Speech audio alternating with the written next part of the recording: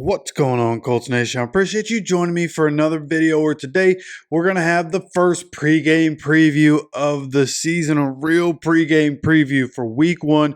Colts, Texans in Lucas Oil Stadium, exactly where these teams finished the regular season last year. Obviously, Texans making it to the playoffs. The Colts, that is the last game they played, was against the Texans in week 18. And in that game, they didn't have Anthony Richardson on the Colts side, right? We didn't have Anthony Richardson playing for us. The Texans are lucky for that. You look at the first game that we played against the Texans, Anthony Richardson, that was obviously the game he goes out with the concussion. But before that point, you look at it, the Colts marched down the field quickly on their first drive. Anthony Richardson, 18-yard touchdown run. And then Colts, I believe it was a fumble that the Colts got the ball back.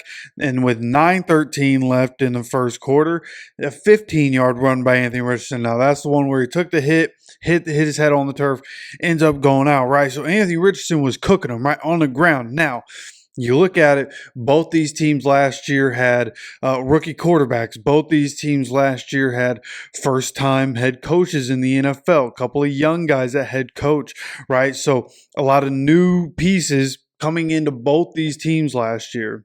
And early on in the season, we had the edge on them, right? And then in the second half, like you look at the stats for this game, CJ ends up with like 384. Yeah, 30 for 47, 384, and 2 touchdowns. So it wasn't a terrible game by any means for CJ Stroud, right? And he had plenty of good games over last season and kind of started with us in the second half. We let him get into a rhythm. We played a lot of prevent defense because, like Zaire Franklin said, we were kind of blowing y'all out. So, for me, I don't see that as a negative. I think we performed well, and I think when you see what we were with Anthony Richardson against the Texans, like they're going to have a hard time stopping him. And then you add in Jonathan Taylor, right? And you look at that second game, pardon the interruption, I just want to let you guys know how much I appreciate you stopping by the channel.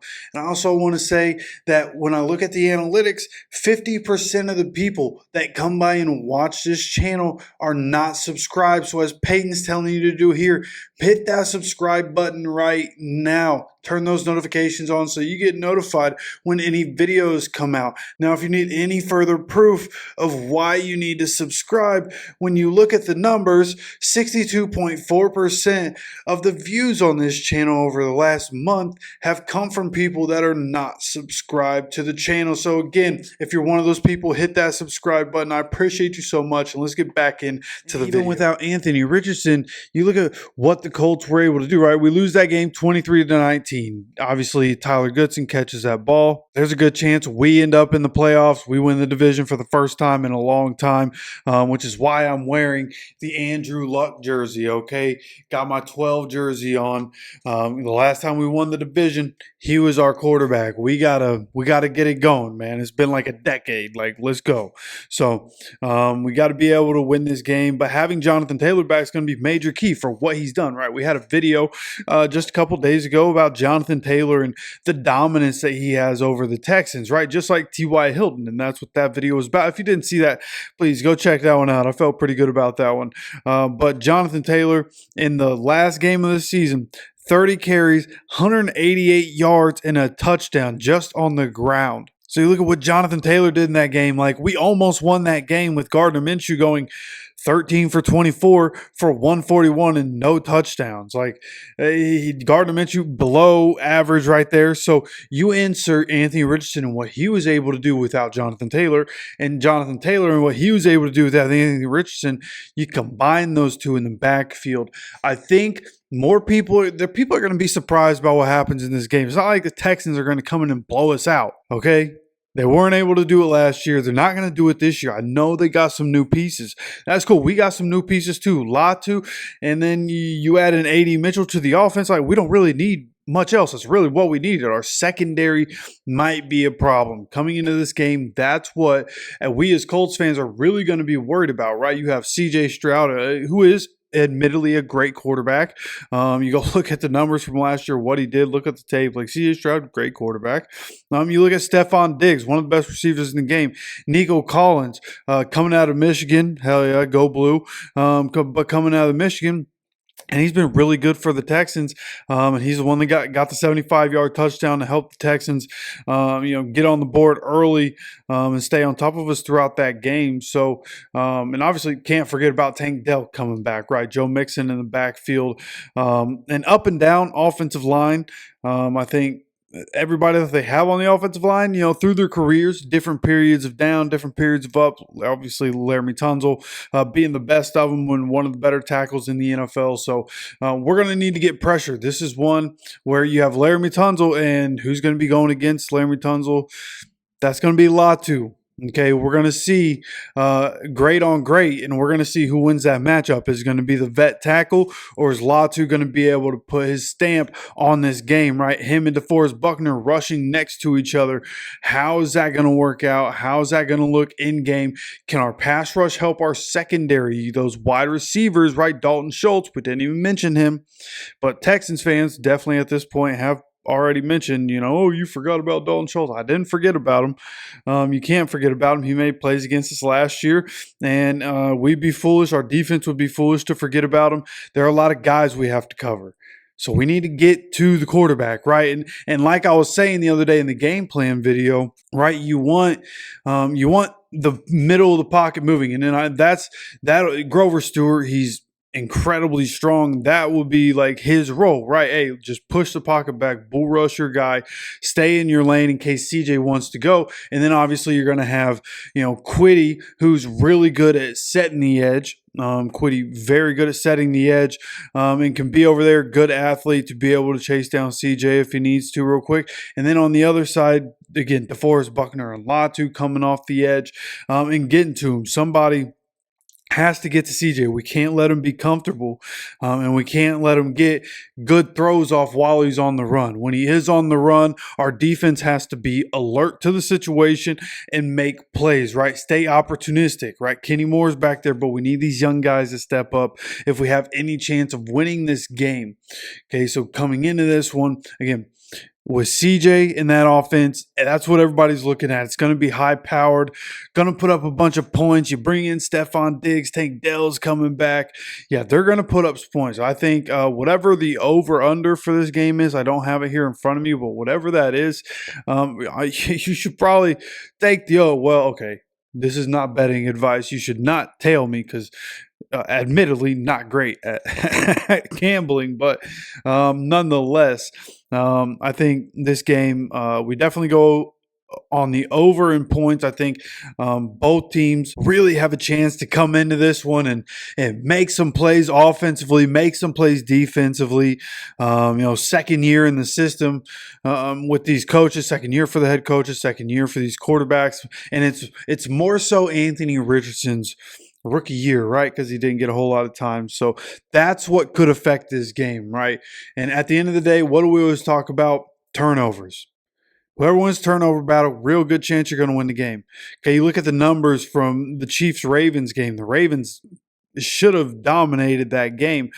Penalties are a huge factor. Turnovers are a massive factor. So you obviously have to control the ball. You have to control your discipline and be disciplined in your technique and don't cost your team with a bunch of penalties.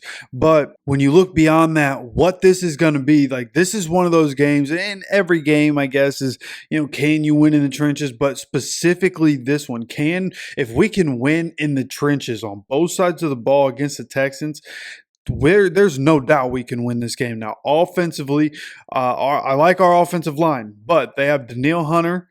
They also have Will Anderson, right? Those guys coming off the edge. We have Braden Smith back, which is great compared to having Blake Freeland in there.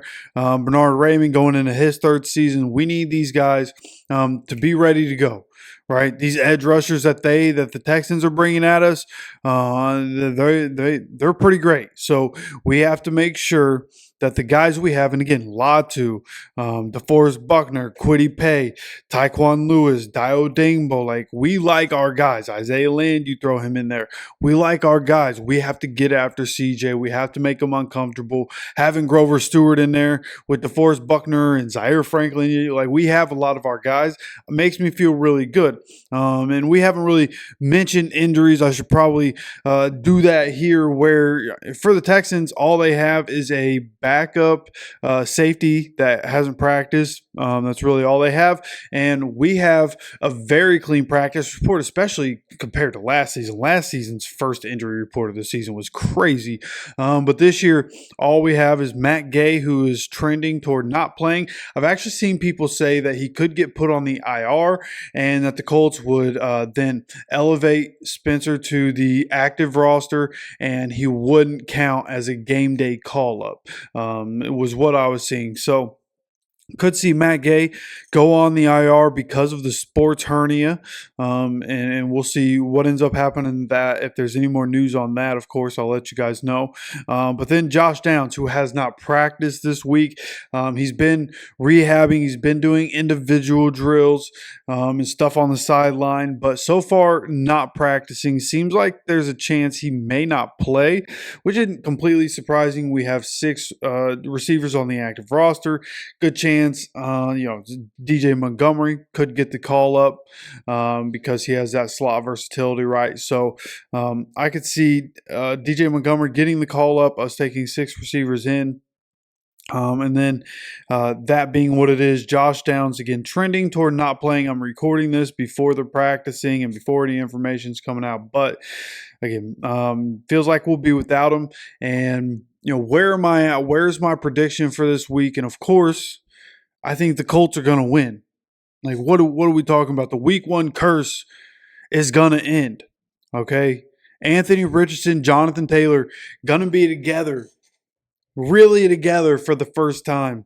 And that's going to be electric. Not having Josh Downs is a little bit of a downer, but we're going to have Alec Pierce, who presumably, and from what it sounds like, it seems like he's going to be the best Alec Pierce he's ever been. A.D. Mitchell, we got Pitt out there on the field. One of the best offensive lines in the game. One of the best offensive coaches in the game calling plays. One of the most dynamic quarterbacks of all time in the 2021 rushing champion. This is about to be electric football. Looking at the defense, yeah, there's a lot of young pieces. We're worried about the secondary, but we have a lot of young pieces. As long as they're healthy, they should be great. Juju, when he stays on the field, coming into his second season, could be great. Jalen Jones was great as a rookie.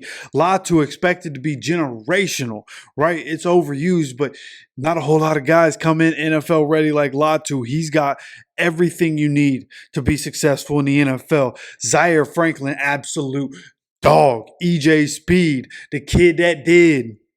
And then you have Julian Blackmon, Nick Cross. What's Nick Cross going to do at safety? Can he be what we've always wanted him to be? A long-term answer in the back end. Somebody to be a tandem with Julian Blackmon back there. We'll see what happens this upcoming Sunday.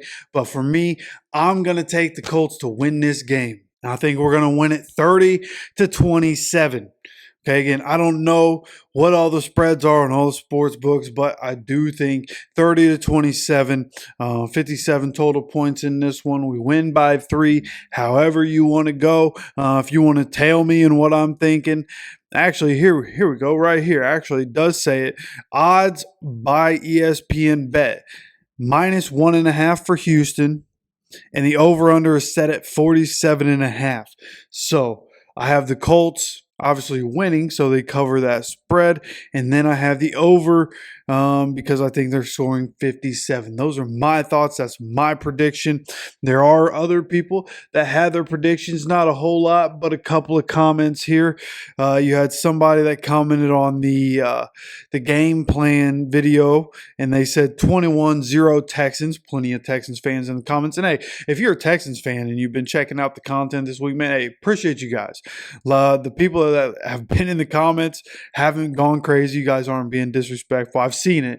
Haven't had a chance to get to everything. I'm working on getting everything, but I do appreciate you guys stopping by. Appreciate you guys being respectful in the comments, talking some friendly trash. But he has 21-0 for the Texans here, and then a couple of people that commented on the community post yesterday, Colts 40, Texans 0, and then TJ says Colts 24, Texans 21. Going to be a battle, whistle to whistle. Can't agree more. This is going to be an incredible battle, and I'm excited to see it, man. The Colts are coming back.